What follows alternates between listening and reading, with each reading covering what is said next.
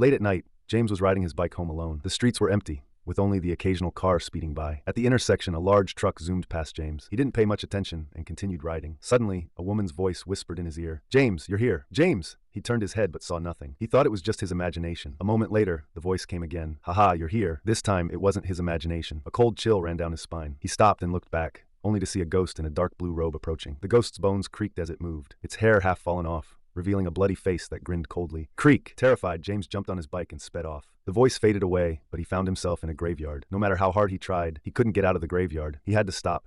He noticed that each grave had a ghost in a dark blue robe circling it. Suddenly, he saw a grave without a ghost. A dark blue robe hung on the headstone, swaying eerily in the wind. James walked to the grave and lifted the robe, revealing a photo of himself on the headstone. He realized that he had been hit and killed by the truck at the intersection. His soul had continued biking down the road of the dead. The dark blue robe was his burial shroud, and the grave was his new home. James put on the robe and began circling his own grave.